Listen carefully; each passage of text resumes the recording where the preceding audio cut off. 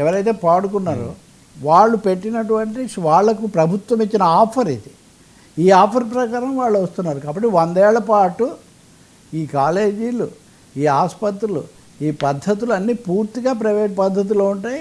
దానివల్ల పేదలకు అవి దూరం అయిపోవటం అలా ఉంచి ప్రభుత్వ వనరులను కూడా వాళ్ళు పూర్తిగా వినియోగించుకునే అవకాశం కోరి కల్పించినట్టుగా అవుతుంది. ఏమాత్రం దీని మీద ఆలోచన లేదు. ఇవన్నీ రోజు ఏపీ రాజకీయాల్లో చాలా తీవ్ర దుమారానికి కారణమవుతున్నాయి.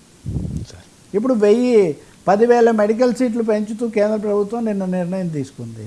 ఇప్పుడు ఇన్ని కాలేజీలు ప్రైవేట్కి ఇచ్చిన తర్వాత ఈ సీట్లన్నీ ఎవరి చేతిలోకి పోతాయి? ఇవన్నీ వాళ్ళ చేతుల్లోకే పోతాయి కదా, ప్రభుత్వం చేతుల్లోకి రావు కదా. సార్ మంచు లక్ష్మి రైటే, మహిళలపై మాట్లాడండి. మీకు తెలుసు కదా ఈ నేపథ్యం, మీకన్నా మీరు చెప్పండి సార్. మీకు ఉండాలి కదా, మీరు ఎడిటర్ గారు, సీనియర్ జర్నలిస్టు. మీ కామెంట్స్ ఏంటి సార్? ఉన్న పాయింట్ ఏమంటే, ఒక జర్నలిస్టు ఆమెను ఇంటర్వ్యూ చేశారు.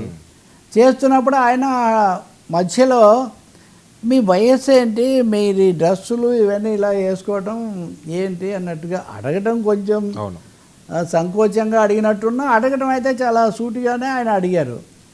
నిజంగా ఏంటి అసలు ఆ ప్రశ్న? అసలు కూడా మీరు నన్ను ఎన్నిసార్లు ఇంటర్వ్యూ, ఇప్పుడు మనం ఒక 2 ఏళ్ళు 1.5 years నుంచి రోజు మాట్లాడుతున్నాం. ఒక్కసారైనా మీకు నా డ్రెస్ ఏంటి లేదా కలర్ ఏంటి మీకు అవసరం వచ్చిందా?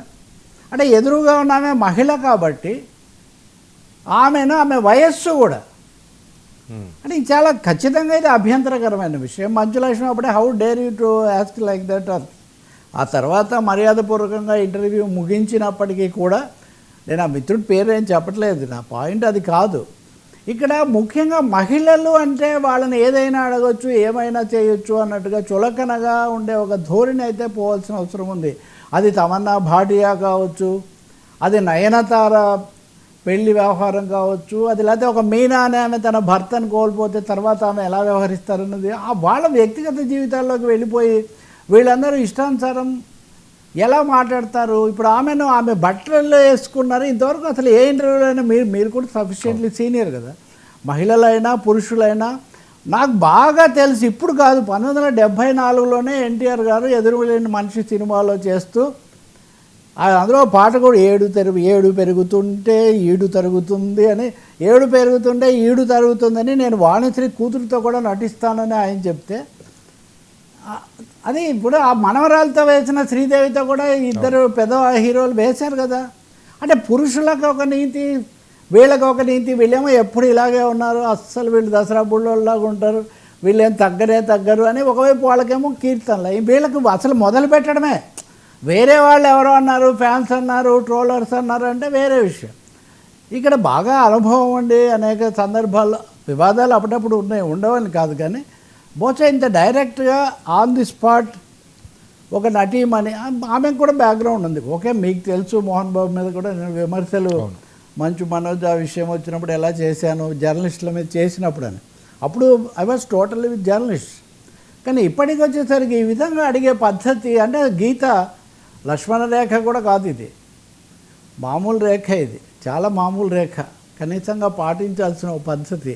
అంతకంతకు స్త్రీలకు సంబంధించి వాళ్ళ మీద దుర్భాషలు, దూషణలు, అనవసరమైన విషయాలు తేవడాలు ఇవన్నీ పెరుగుతున్నాయనే వాతావరణంలో ఎందుకు అలా అడిగారు? ఆయన అక్కడ ఆమె గొడవ చేయలేదు, కానీ తర్వాత మటుకు నాకు క్షమాపణలన్నా చెప్పాలి అన్నారు. ఆ తర్వాత సినిమా పరిశ్రమకు సంబంధించిన బాడీస్ కూడా ఆమె లేఖ రాశారు, దీన్ని మీరు ఇటువంటి ధోరణులను మీరు నిరుత్సాహపరచాలి, వీటిని ఏమాత్రం మీరు ఆమోదించకూడదు అని.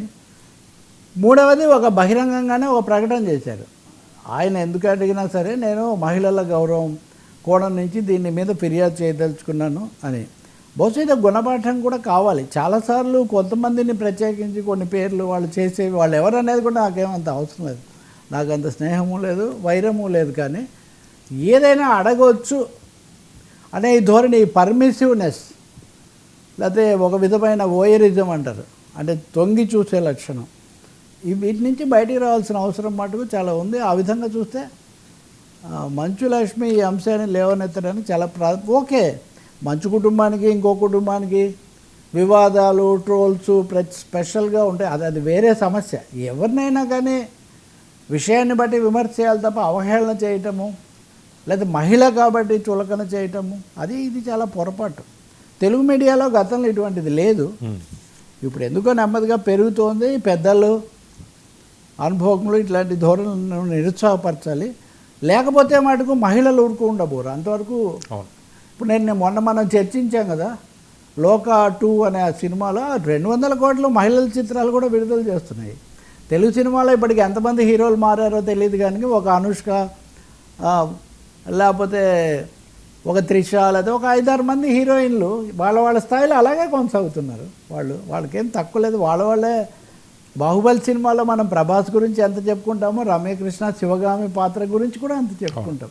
కాబట్టి మహిళలను వయస్సును బట్టి వాళ్ళ వస్త్రధారణ, అసలు వేషభాషలు, వాటిని తప్పు పట్టడము, ఆక్షేపించడము, అది కూడా ఆన్ స్క్రీన్. బయట కూడా చాలా తప్పు, ఆన్ స్క్రీన్ మరింత తప్పు. ఐ థింక్ ఆమెను ఎక్కువ మంది బలపరుస్తున్నారు. ఆ విధంగానే మీడియాలో ఇది కూడా కనిపిస్తుంది. తెలియకుండానే మనలో చొచ్చుకొస్తున్న ఒక మితవాద భావజాలం, ఒక సనాతనత్వం అనే పేరుతో ఇలాగే ఉండాలి అలాగే ఉండాలి అనటం కూడా దీనికి ఒక కారణం అనుకుంటా. సార్ పాక్పై ట్రంప్ లవ్, ఇండియాపై కెనుక. పాకిస్తాన్ ప్రధానమంత్రి అక్కడ ఐక్యరాజ్య సమితిలో మాట్లాడడానికి వెళ్ళినప్పుడు ట్రంప్ ఆయన ప్రత్యేకించి లంచ్కు, డిన్నర్కు ఆహ్వానించారు. ఏంటి ఇప్పుడు భారతదేశం విషయంలోనేమో వీసాలు అన్నీ పెంచి, వీసా ఫీజులు అన్నీ పెంచి ముప్పు తిప్పలు పెడుతున్నారు. అసలు ఇండియా చైనా వల్లనే ప్రపంచానికి ముప్పు, ఉక్రెయిన్ యుద్ధం దానివల్లే జరుగుతుందని చెప్పి వీటి మీద శాపనార్థాలు పెడుతున్నారు. మోదీ ఈజ్ మై ఫ్రెండ్ అంటూనే. ఇప్పుడు అక్కడ ఉన్నటువంటి మన విదేశాంగ మంత్రి కానీ, ఆర్థిక మంత్రి కానీ భారత ప్రయోజనాల కోసం ఏం చెప్పినా వాటికి అమెరికా పూర్తిగా అడ్డం పడుతూ ఉంది. H1B వీసా విషయంలో ఏదో కొంచెం మినహాయింపు ఇస్తారనుకుంటే ఇంకా కఠినతరం చేసే దిశలో ఆలోచిస్తూ ఉన్నారు. ఇలాంటి సమయంలో పాకిస్తాన్ను అమెరికా భవిష్యత్తులో కూడా, నిజానికి పాకిస్తాన్ అమెరికాను మోస్తూ ఉంటుంది కాబట్టి వాళ్ళు దాన్ని కాస్తూ ఉంటారు అనేది అయితే ఇప్పుడు చాలా స్పష్టంగా అర్థమవుతుంది. దీని నుంచి మనం ఎలా జాగ్రత్త పడాలి. రెండోది, పాకిస్తాన్ వేరు అమెరికా వేరు అనే అంశం నుంచి ఎలా స్నేహ సంబంధాలు ఉండకూడదని ఎవరు అనరు, కానీ వాళ్ళు మాట్లాడే మాటలు, చేతలు అంత భారత వ్యతిరేకతతో నిండి ఉన్నప్పుడు, ట్రంప్ కూడా దాదాపు అదే పంథ తీసుకున్నప్పుడు మన కర్తవ్యం మనం ఆలోచించాల్సింది ఏంటి.